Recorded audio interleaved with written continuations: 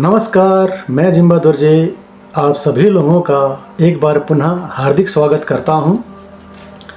पिछली बार हम धर्म और धर्म अभ्यास के परिणाम के विषय में चर्चा करते हुए कर्म करने के पूर्व कर्म फल के ज्ञात होने पर कर्म करने और ना करने के लिए निर्णय लेना अति सरल होने पर चर्चा कर रहे थे। उस समय श्रीमद् भागवत गीता के श्लोक कर्माण्येवाधिकारास्ते मा फलेषु कदाचन मा कर्मफल हेतु भुर्भाते संगोस्तव कर्माणि, इस श्लोक के भावार्थ पर जो टिप्पणी मैंने किया था वह मेरे विचारों के आधार पर एक पक्ष का था। वह मेरा विचार था, न कि श्लोक का गलत और अर्थहीन प्रमाणित करने की मनसा। अब श्लोक का दूसरा पक्ष पर दृष्टि डालते हैं।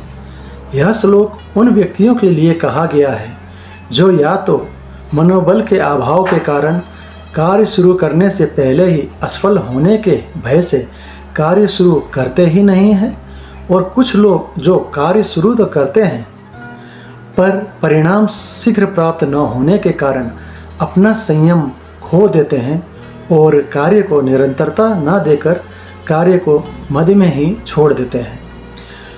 श्लोक के भावार्थ का यह दूसरा पक्ष है। मैंने पूर्व ही कहा है कि हम विषय वस्तुओं को अपने अपने प्रकार से ग्रहण करते हैं और समझते हैं। यह हम पर निर्भर करता है। इस श्रृंखला को निरंतरता देते हुए आज धर्म का अर्थ और धर्म अभ्यास के तरीकों के विषय में चर्चा करेंगे। सबसे पहले धर्म क्या है, धर्म का स्वरूप क्या है, उसकी उत्पत्ति कैसे हुई, इन विषयों पर परिचर्चा करेंगे। तत्पश्चात अगर धर्म अभ्यास करने का विषय है तो इसका अभ्यास कैसे करें, इस पर चर्चा करेंगे। क्योंकि धर्म जानने का विषय है, मानने का नहीं। मानने का विषय विचार, नियम और संस्कार हैं। धर्म मात्र जानने का विषय है।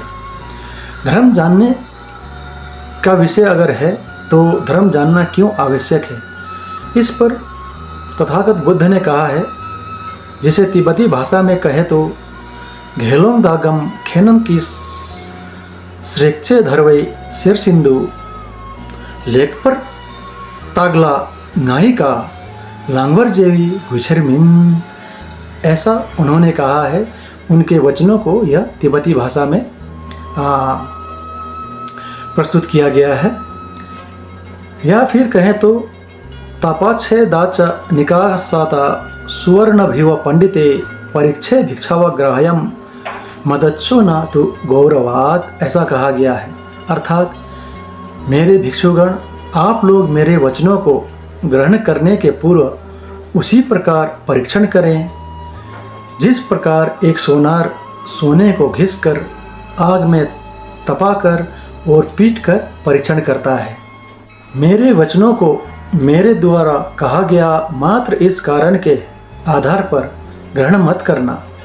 परीक्षण के करने के पश्चात अगर आप सहमत हों तभी ग्रहण करना, अन्यथा मत करना। यह आप पर निर्भर करता है, ऐसा उन्होंने कहा है। इन सभी कथनों को ध्यान में रखते हुए पहले हम धर्म क्या है, इस पर परिचर्चा करेंगे। इस विषय को मैं अपने विचारों और मात्र अपनी मानसिक क्षमता के अनुसार प्रस्तुत करने जा रहा हूँ। मेरे इन विचारों को मानने पर कोई बाध्यता नहीं है। मानना ना मानना यह आपकी स्वेच्छा पर निर्भर करता है। धर्म को अगर हम उसका मूल अर्थ जानना चाहें तो धर्म का मूल अर्थ शास्त्रों में विद्वानों के अनुसार धारण करना बताया गया है। अब प्रश्न यह आता है कि धारण क्या करना है।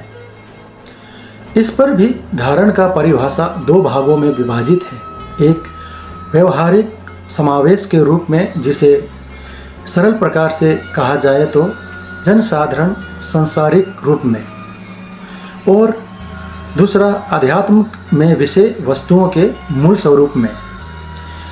जनसाधारण सांसारिक रूप में धर्म के स्वरूप को सांस्कारिक रूप में कुशल कर्म को दर्शाया या माना गया है। अब यह कुशल कर्म क्या है? अगर कहें तो बौद्ध धर्मों में कुशल कर्म और अकुशल कर्म को शरीर, मन और वचनों के कर्म को बताया गया है, यह माना गया है। शरीर के द्वारा किया जाने वाला कुशल कर्म 3 है: प्राण हत्या न करना, चोरी न करना और व्यभिचारी व्यवहार न करना। वचनों के द्वारा किए जाने वाला कुशल कर्म 4 बताया गया है: सत्य वचन बोलना, किसी की निंदा या चुगली ना करना, मधुर वचन बोलना और अर्थविहीन वचन ना बोलना। और मन के द्वारा किए जाने वाले कुशल कर्म 3 बताए गए हैं: दूसरों की संपत्ति में प्रतिलोभ ना करना, किसी के प्रति हानि पहुंचाने के विचारों का त्याग करना, संपूर्ण के प्रति सम्यक दृष्टि से युक्त भावना। इन तीनों को धर्म के रूप में परिभाषित किया गया है और सबसे संक्षिप्त रूप में कहा गया है। तिब्बती भाषा में कहें तो धिक्पा चियांग मिजियाते घेवा फुनसुम चोकपरचे रांगी सेम्मी यंगस्विदुल देनी सांगे तेम्पाहिन, ऐसा कहा गया है। अर्थात पाप कर्म ना करना और पुण्य का संचय करना और अपने चित्त को शुद्ध करना ही वह बुद्ध का शासन या धर्म है, ऐसा कहा गया है। अर्थात चित्त की शुद्धता को ही धर्म का प्रतिरूप या परिभाषा माना गया है। इन सभी का अभ्यास कैसे करना है, यह मैं आप लोगों के समक्ष अगले भाग पर पुनः इस विषय को निरंतर देते हुए फिर मैं आप लोगों के समक्ष उपस्थित रहूँगा।